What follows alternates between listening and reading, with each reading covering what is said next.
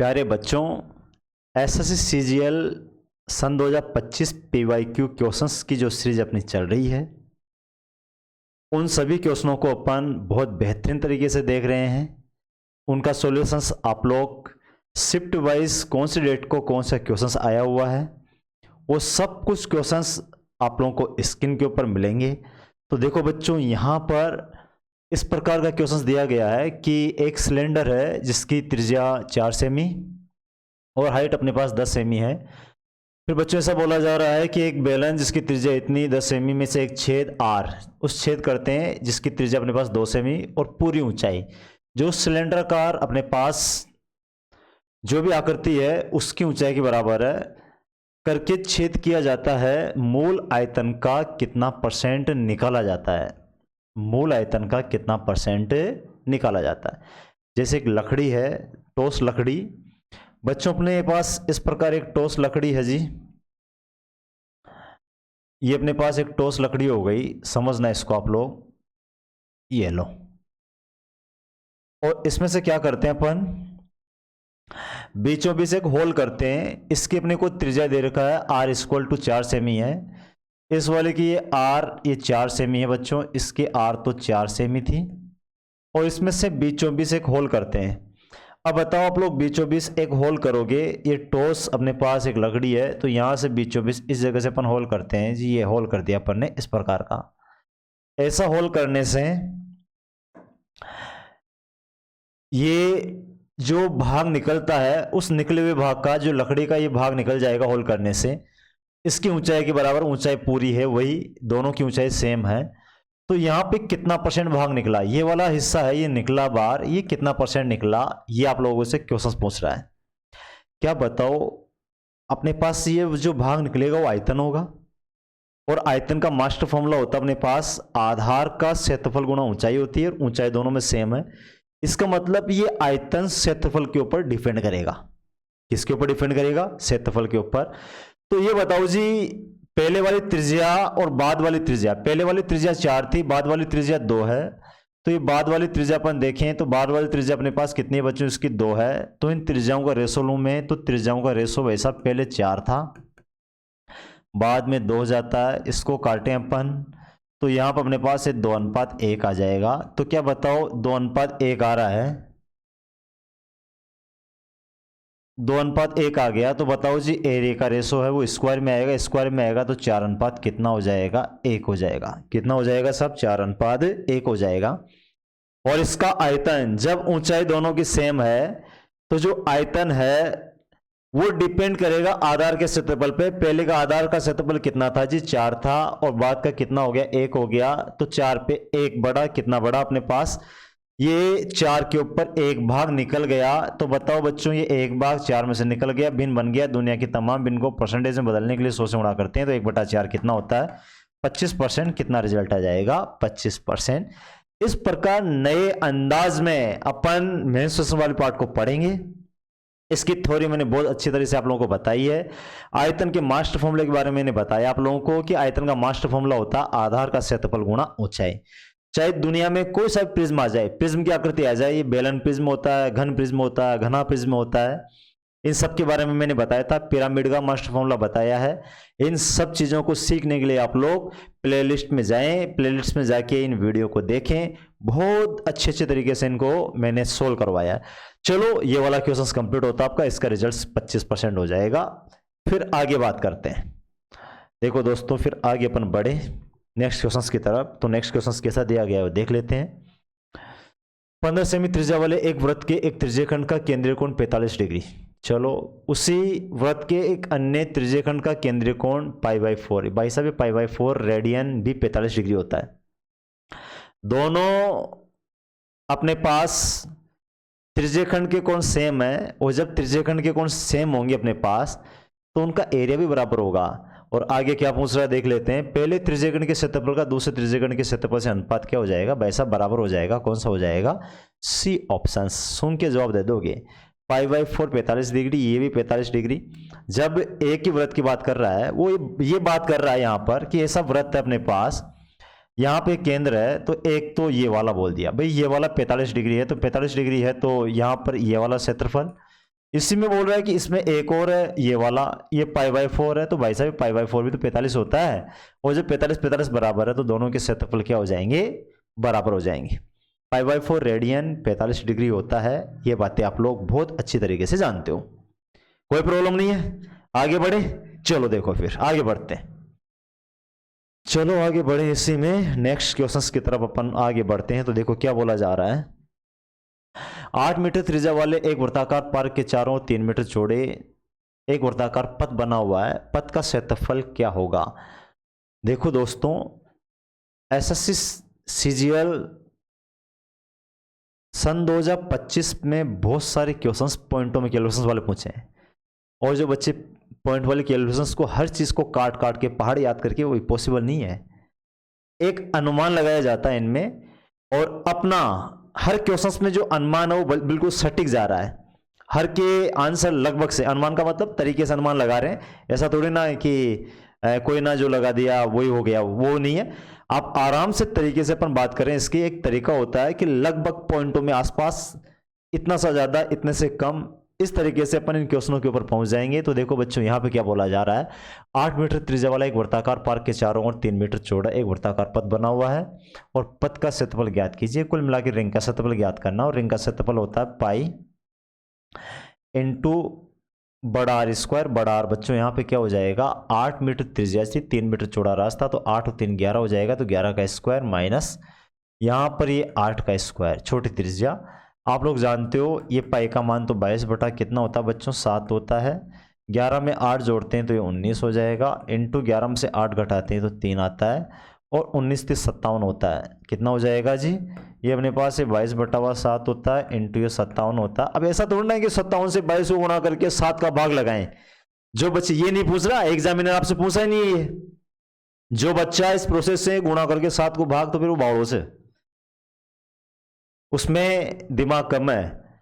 तो भाई साहब इन क्वेश्चनों को ऐसे सोचा जाता है कि यहां पर देखो, क्या बताओ, ये अपने पास, इसको अपन देखें तो 7 8 56, क्या बताओ 8 56 और 57 थोड़ा सा ज्यादा, तो पॉइंट लगभग 1 और इससे थोड़ा सा ज्यादा, तो क्या बताओ 22 गुणा 8 करते हैं अपन, तो अपने पास ये 176 से थोड़ा सा ज्यादा हो जाएगा, और 176 से ज्यादा, तो भाई साहब एक भी ऑप्शन, ये 2 3 तो शायद कट गया, एक ही रिजल्ट से कौन सा ऑप्शन आ जाएगा, ए ऑप्शन आ जाएगा। ऐसे दिमाग लगाओ आप लोग, बादाम खा के पैदा किए तुम्हें तुम्हारी मम्मियां, तो इतना साथ तो आप लोगों को पता होना चाहिए। चलो देखो हो जाएगा, निकाल पाओगे आप लोग।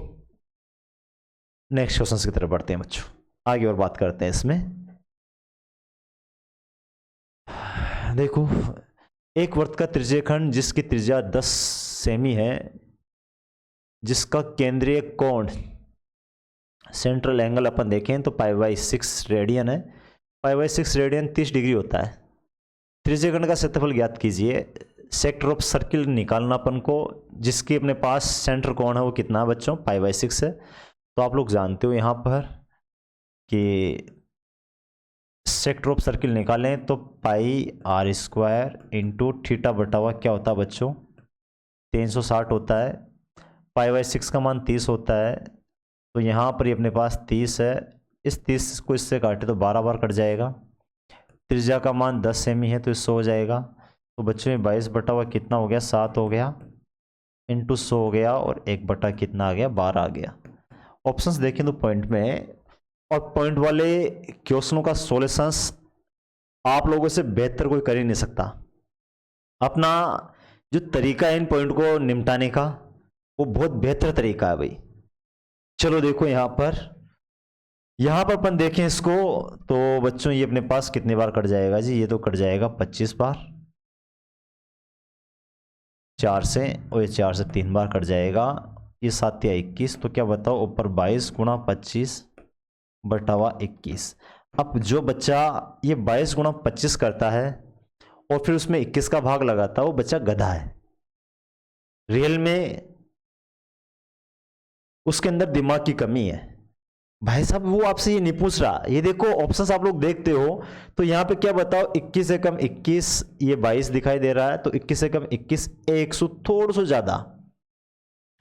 सा ज्यादा है, तो बताओ थोड़ा सा ज़्यादा, तो 25 को 1 से गुणा करोगे तो भी 25 से तो कम आएगा नहीं, ज़्यादा ही तो आएगा। और 25 से ज़्यादा भाई साहब ये भी नहीं है, ये भी नहीं है, ये भी नहीं है, एक ही ऑप्शन से वो कौन सा अपने पास 26.18। ऐसे आप लोग तरीके लगा सकते हो और इन क्वेश्चनों को बिल्कुल निपटा सकते हो, कोई दिक्कत नहीं है। चलो खलास कर दोगे इनको आप लोग, कोई प्रॉब्लम नहीं है बच्चों, है ना। चलो आगे बढ़ते हैं अपन, फिर आगे चलते हैं नेक्स्ट क्वेश्चंस की तरफ और आगे बढ़े अपन। तो देखो क्या बोला जा रहा है, नेक्स्ट क्वेश्चंस देखो जी। ऐसा बोला जा रहा है यहां पर, एक वृत्त का व्यास 25 सेमी है, इस वृत्त की जीवा की अधिकतम लंबाई कितनी होगी। भाई साहब जो अपने पास व्यास होता है वही सबसे बड़ी जीवा होती है। कोण अपन देखें तो किसी वृत्त की मैक्सिमम कोण होती है वो केंद्र से गुजरती है, वो व्यास के बराबर होती है, तो इसका रिजल्ट 25 ही आ जाएगा। कितना आ जाएगा अपने पास, 25 सेमी है तो 25 सेमी, 25 सेमी कौन सा ऑप्शन हो जाएगा, बी ऑप्शंस। बहुत खराब क्वेश्चंस, कोई मतलब का क्वेश्चंस नहीं है ना। ये छोटी बातें भी आप लोगों से 25 शिफ्ट थर्ड 14 सितंबर वाले पेपर में पूछा गया है। चलो आगे और बात करें आपसे, देखो नेक्स्ट क्वेश्चंस की तरफ। देखो साहब नेक्स्ट क्वेश्चंस क्या बोल रहा है, नेक्स्ट क्वेश्चन इससे बोल रहा है कि 10 सेंटीमीटर त्रिज्या वाले एक धातु के गोले को पिघलाकर 8 समान छोटे ठोस गोलों में ढाला गया है। मूल गोले के पृष्ठीय क्षेत्रफल का सभी 8 छोटे गोलों के कुल पृष्ठीय क्षेत्रफल का अनुपात ज्ञात कीजिए। तो भाई साहब मूल गोला को पृष्ठीय क्षेत्रफल तो 4πr² होता है और उस मूल गोले की त्रिज्या 10 सेंटीमीटर आप लोगों को दी गई है, लेकिन छोटे गोले की त्रिज्या नहीं दी गई। छोटे गोले के बारे में बोल रहा है कि एक बड़ा सारा अपने पास एक गोला था, उसको पिघला दिया, पिघलाकर छोटी छोटी इस प्रकार की बोले बना दी। कितनी बोले बना दी, 8 बना दी। इसका मतलब आयतन में परिवर्तन हुआ है, दोनों 8 छोटे गोले बना रहे हैं, उनका आयतन उस बड़े गोले के आयतन के बराबर होगा। इतनी बातें आप लोग जानते हो। चलो जी यहां पर आयतन को बराबर कर ही देते हैं एक बार। तो दोस्तों यहां पर अपने पास आयतन होगा 4/3 पाई और ये 10 का क्यूब इक्वल टू 8 गुणा वही 4/3 पाई और आर क्यूब का, तो 4/3 पाई आर, ये इससे तो कैंसिल हो ही जाएगा।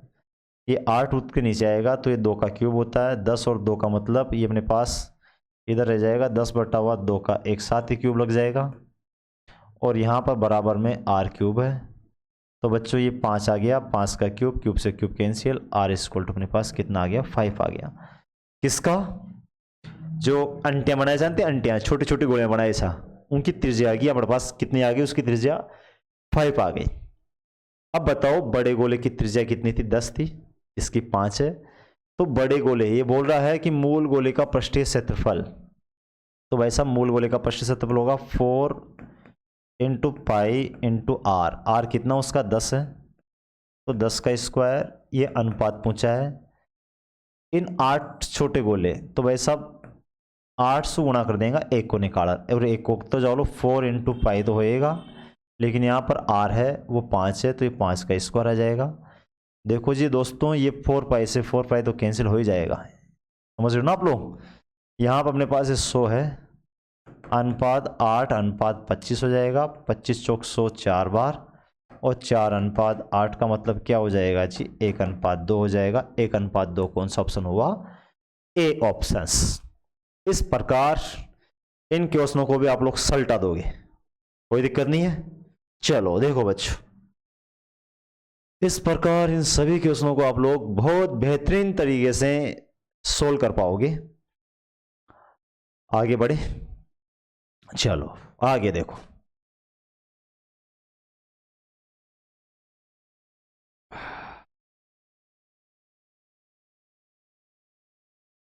जिंदगी एक सफर, चलो देखो बच्चों, नो नो नो, ये है अपने पास 12 सेमी त्रिज्या वाले एक अर्धगोले को पिघलाकर 3 सेमी त्रिज्या वाले कितने अर्धगोले बनाए जा सकते हैं।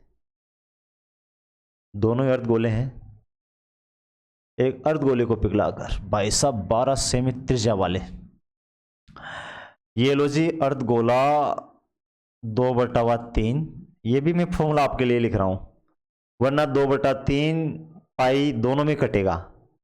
यहां पर 2/3 पाई इंटू 12 सेमी त्रिज्या, तो ये 12 को क्यूब, बड़े आयतन में भाग लगाएं छोटे आयतन के, तो ये 2/3 छोटा आयतन पाई तो हमेशा कैंसिल होएगा, इंटू इसकी त्रिज्या कितनी है 3 सेमी, तो 3 का क्यूब, आसान का गोला। जब बड़े आयतन में छोटे आयतन का भाग लगाते हैं तो संख्या आती है, और भाई साहब ये जब एक संख्या कट जाएगी, जब आप लोगों की बढ़िया प्रैक्टिस हो जाएगी तो यहाँ पे ही रिजल्ट निकालोगे आप लोग। अब बताओ यहाँ पर 12 के ऊपर पावर 3 है, 3 के ऊपर पावर 3 है, तो मैं बोल सकता हूँ 12/3 के पावर एक साथ पावर को चढ़ा दूंगा 3, दोनों की पावर एक साथ चढ़ जाएगी। तो बच्चों यहाँ पर अपने बोल सकते हैं, ये लिख देता हूँ चलो मैं, ये 12 कितना हो जाएगा 3, उसके ऊपर पावर कितनी है जी 3 है, इसको काटे 4 बार, और 4 के ऊपर पावर 3 का मान है, इसको बोलते हैं साहब 64, इसको क्या बोलते हैं अपन 64। 64 कौन सा ऑप्शन हो जाएगा जी बी ऑप्शन। क्या रिजल्ट आएगा बी ऑप्शन आपका आंसर आ जाएगा। उतारो, नोट करें इसको, चलो ऐसे आप लोग बिल्कुल, आप लोगों के दिमाग में नए विचार नए आइडियाज आ रहे होंगे, कोई दिक्कत नहीं है। चलो बच्चों आगे और बात करते हैं आप लोगों से, फिर आगे बढ़ते हैं। तो फिर नेक्स्ट क्वेश्चन इस प्रकार आप लोगों के सामने प्रेजेंट है, जो ऐसा है बच्चों, ये बोला जा रहा है कि एक बेलन और एक अर्धगोले की त्रिज्या समान है, उनकी संयुक्त ऊंचाई 30 सेमी है। चलो हेक्सास्पेयर, अपने पास एक बेलन और एक अर्धगोले की त्रिज्या समान है, उनकी संयुक्त ऊंचाई 30। अब संयुक्त ऊंचाई किन किन की, अच्छा बेलन और अर्धगोले दोनों की ऊंचाई की बात कर रहा है। चलो ये वाली बात भी हो गई। और फिर ये बोल रहा है यदि बेलन और अर्धगोले का आयतन समान है तो त्रिज्या ज्ञात कीजिए। चलो बच्चों देख लेते हैं, त्रिज्या आर दोनों की समान है तो वही पूछ रहा है। तो ये बताओ मेरे को आप लोग, सबसे पहले तो ये तो लो बेलन, आसान कोई तो हो बेलन, ये लो साहब ये बेलन है क्यों, और यो है क्यों अर्धगोला। इन दोनों की रेडियस ये आर और इसकी आर समान है, और अतोत्य जानो सो कि अर्धगोला की ऊंचाई और आर ये दोनों बराबर है, त्रिज्या के बराबर ले जाओ उसे। और ये बोल रहा है बच्चों कि इसकी ऊंचाई h और इसकी ऊंचाई दोनों का मान 30 है, तो मैं बोल सकता हूँ यहाँ से कि h प्लस ये r, क्योंकि इसकी ऊंचाई r तो है, या दोनों की ऊंचाई है वह कत्ती हमारे पास 30 है, तो मैं ये बोल सकता हूँ कि यहाँ से h का मान आएगा वो आएगा बच्चों 30 माइनस r। h का मान कितना आएगा, इसकी ऊंचाई, ये ऊंचाई अपने पास क्या आ जाएगी 30 माइनस क्या आ जाएगी r आ जाएगी। और उसने क्या बोला है, उसने एक बात बोली है कि बेलन और अर्धगोले का आयतन बराबर है, तो यहां से ये बात ले लेते हैं अपन। आयतन क्या होता है बच्चों, आयतन इसका हो जाएगा आधार का परिमाप गुणा ऊंचाई, तो ये पाई r² गुणा h हो जाएगा, बराबर हो जाएगा जी 2/3 पाई r³। और ये लो इसको ले लेते हैं अपन r³ का मतलब ये r³ ही उसका, तो r ये इसकी ऊंचाई अपने पास 30 माइनस ये हो जाएगी। देखो इसमें पाई से पाई कैंसिल हो जाएगा, और r दोनों का सेम है तो ये r² से ये कट जाएगा, तो एक r बच जाओ लो। ये h है, s का मान बच्चों कितना अपने पास 30 माइनस r है, बराबर अपने पास ये 2r कितना आ गया जी 3 आ गया। इस r को उठा के उधर ले जाए अपन, तो अपने पास है 30 इक्वल टू क्या हो जाएगा जी 2r/3 है, ये प्लस r हो जाएगा। इसको अपन थोड़ा सा सोल्व करें अपन, तो 3r प्लस 2r ये 5r/3 है। तो बच्चों यहाँ पर अपने पास क्या आ जाएगा, ये 30 इक्वल टू 5r/3 आ जाएगा। 5 से 6 बार कट जाओ लो, 6 × 18, 3 उठ को ऊपर से जाएगा, नहीं इससे गुणा हो जाएगा, तो r = 18। r = 18 से भी कौन सा ऑप्शन हो जाएगा, डी ऑप्शन हो जाएगा। इस प्रकार थोड़ा सा एक दूसरे में घुसाया हुआ क्वेश्चन को, तो इस प्रकार आप लोग सोच लोगे, जवाब दे दोगे इसका, इसमें किसी बच्चे को कोई प्रॉब्लम नहीं होनी चाहिए। चलो नेक्स्ट क्वेश्चन को देखते हैं, आगे अगले क्वेश्चंस की तरफ अपन बात करें। तो बच्चों नेक्स्ट क्वेश्चंस देखो, इस प्रकार है आपका, ये तो बड़ा आसान है। यहां पे बोला गया है कि एक पिरामिड है, और पिरामिड का आधार का क्षेत्रफल दे दिया 60 सेमी और उसकी ऊंचाई 9 सेमी है, तो इसका आयतन ज्ञात कीजिए। मैंने एक ही फॉर्मूला लिखा है पिरामिड और आयतन का। मास्टर फॉर्मूला बताया बच्चों मैंने कि पिरामिड कोई आकृति हो जाए जब ऊपर जाके सिमट जाए, जैसे शंकु होता है अपने पास, इस प्रकार की कोई भी आकृति ऊपर जाके सिमट जाए तो उसके आयतन का फॉर्मूला होता है 1/3 आधार का क्षेत्रफल गुणा ऊंचाई। तो बच्चों यहां पर ये रिजल्ट डायरेक्ट निकल जाएगा 1/3 आधार का क्षेत्रफल, सीधा दे रखा आधार का क्षेत्रफल 60 है, तो भाई साहब ये तो लो 60 और इसकी ऊंचाई कितनी हो जाएगी 9। इसको काटा कितनी बार कट जाएगा 20 बार, 20 को 9 से गुणा करोगे कितना आएगा 180 आएगा। आयतन है तो क्यूब में आएगा, तो ये सेमी क्यूब हो जाएगा 180 सेमी क्यूब। कौन सा ऑप्शन हो जाएगा जी? ए ऑप्शंस आपका जवाब हो जाएगा, कोई प्रॉब्लम नहीं है। चलो इस प्रकार इन क्वेश्चनों को आप लोग बहुत इजी वे में सॉल्व कर पाओगे, और ये सब के सब वो क्वेश्चंस है जो एसएससी सीजीएल सन 2025 में पूछे गए हैं। चलो आज का एक लास्ट क्वेश्चन और देख लेते हैं। देखो बच्चों, लास्ट क्वेश्चंस बड़ा अच्छा क्वेश्चंस है, कैलकुलेशंस भी बड़ी मजबूत कैलकुलेशंस है इसकी, क्योंकि पॉइंटों में कैलकुलेशंस आ रही है। पॉइंटों में कैलकुलेशंस आती है तो बच्चा पॉइंट के कैलकुलेशंस को देख के छोड़ देता है, डरता है।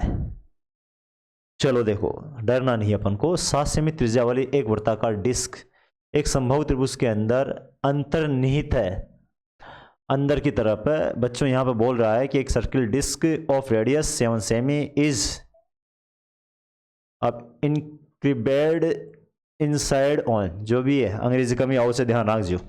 चलो देखो, जो भी है ऐसा बोला जा रहा है यहाँ पे इक्विवेलेंट ट्रायंगल, एक अपने पास संभव त्रिभुज इक्विवेलेंट ट्रायंगल है। ये लो भाई, ये इक्विवेलेंट ट्रायंगल ले लो, इसके अंदर एक वृत्त है और इस वृत्त की त्रिज्या कितनी है साहब? ये अपने पास इसकी त्रिज्या है वो 7 है।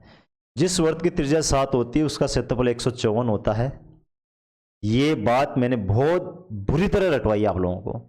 7, 44, 154, 14, 88, 616, 21, 132, 1386।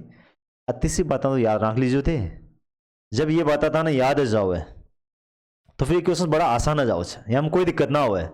चलो देखो, ये बात हो गई बच्चों। अब देखें अपन यहाँ पे बोला है कि ऐसा करने से शेष भाग का अनुमानित क्षेत्रफल, यानी कि यहाँ पे शेष भाग जो बचा हुआ है उसका अनुमानित क्षेत्रफल अपन लें बच्चों। इसकी बात कर रहा है ये जो ये वाला क्षेत्रफल है। क्या बताओ, इस त्रिभुज के क्षेत्रफल में से अपन इस वृत्त का क्षेत्रफल घटा दें तो ये आ जाएगा, लेकिन त्रिभुज के लिए अपन को साइड चाहिए बच्चों। अब साइड अपने पास नहीं है तो, लेकिन अपन जानते हैं कि यहाँ पर अपने पास ये इस प्रकार ये केंद्र होता है, इसको 2:1 में डिवाइड करता है।